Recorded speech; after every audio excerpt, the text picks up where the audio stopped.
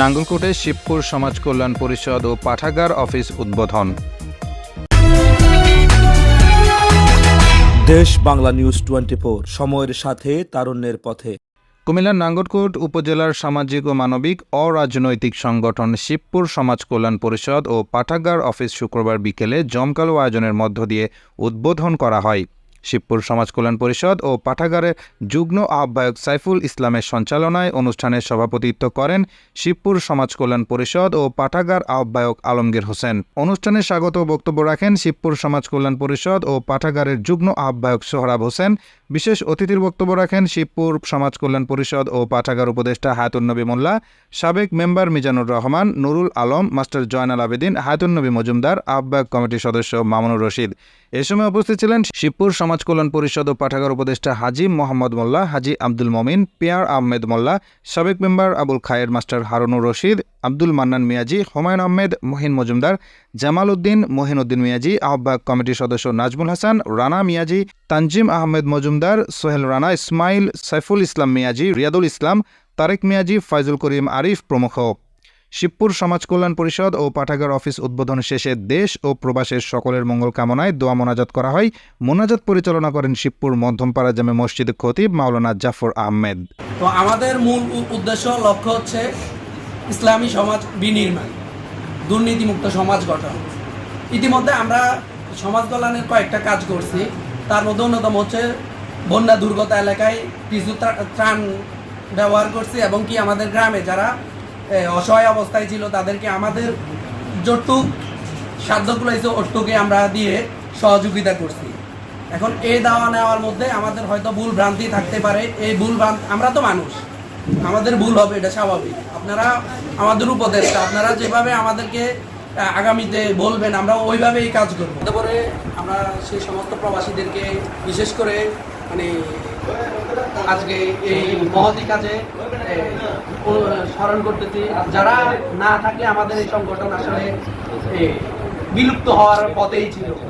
তাদের মধ্যে যেই সকল প্রবাসী আমাদেরকে অর্থ দিয়ে, সময় দিয়ে, বুদ্ধি দিয়ে সবসময় আমাদেরকে পাশে আছেন এবং কি ভবিষ্যতে থাকবেন, এবং আমাদের প্রতিটা ক্ষেত্রেই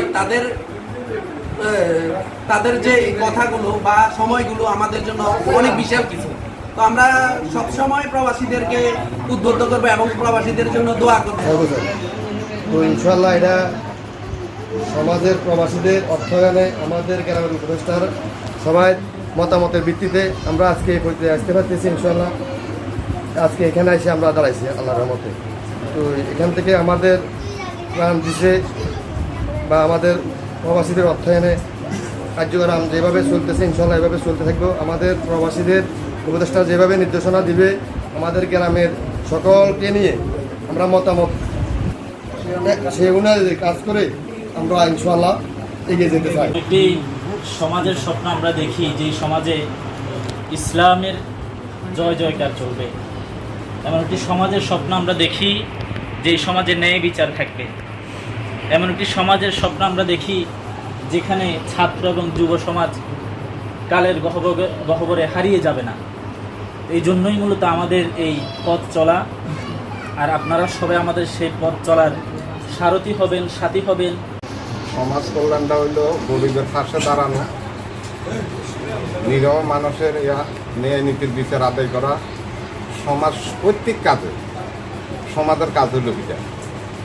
এখন আমগুলো উপদেষ্টা বানাইছে, ঠিক আছে, আমরা 11 জন উপদেষ্টা, কিন্তু আমগুলো তো সহযোগিতা করতে হইব পাবলিকে, যে আমরা কোনো দুর্নীতি করিনি এটাও ফলো রাখতে হইব।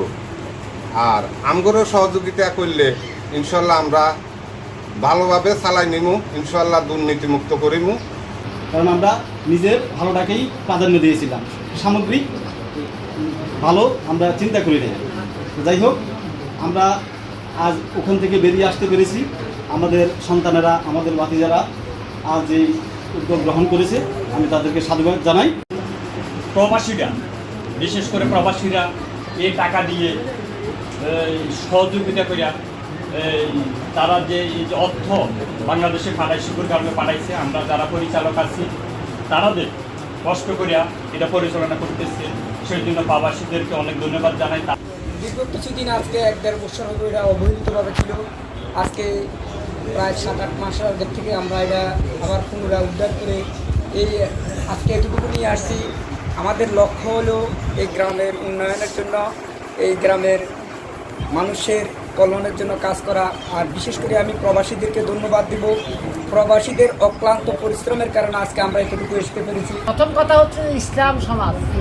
এই ইসলামী সমাজ যেটা আমরা বুঝি সেটা হলো আমাদের প্রথম কাজ হচ্ছে আমরা ইসলামের পথে চলা। প্রথম কাজ হচ্ছে আমরা কি করা, ন্যায় নীতি পরায়ণ করা, সমাজে নামাজ রোজা প্রতিষ্ঠা করা। এটা হলো ইসলামের প্রথম কাজ। এবং দুর্নীতিমুক্ত সমাজ গঠন করতে গেলে আমরা করতে হবে কি, ন্যায় নীতি বিচার করা। আমাদের কোথাও ভুল হচ্ছে কিনা, যারা আমরা বিচার করতেছি তাদের ভুল হচ্ছে কিনা, এটাকে নিয়ে যদি কেউ যদি কোনো সঠিকভাবে আমাদেরকে যদি কোনো ভুল শুধরাই দেয়, তাহলে আমাদের কি হবে, আমরা যারা বিচার করতেছি গ্রামে আমাদের কোনো ভুল হবে না। এটা হলো আমরা দুর্নীতিমুক্ত সমাজ করতে গেলে আমাদের কি করতে হবে, ভালোভাবে তদারকি করতে হবে। এই একটা কাজ। আর যে ন্যায় বিচার নিশ্চিত করা যে কথাটা আছে, এই কথাটা কিন্তু খুব সুন্দর কথা। তো ন্যায় বিচার যদি কোনো আমরা নিশ্চিত করতে যাই, তাহলে সেখানে কি করতে হবে, আমাদেরকে প্রথম যারা সমাজ কল্যাণে কষ্ট করে অর্থ দিয়ে, শ্রম দিয়ে, গান দিয়ে আমরা যারা কষ্ট করতেছি, তাদেরকে প্রথম ন্যায় বিচারের আওতায় থাকতে হবে। আগে আমরা থাকতে হবে। আমরা থাকলে কি করতে হবে, অন্যের ন্যায় বিচারের জন্য আমরা প্রতিবাদ করতে হবে। দেশ বাংলা নিউজ 24, সময়ের সাথে তারুণ্যের পথে।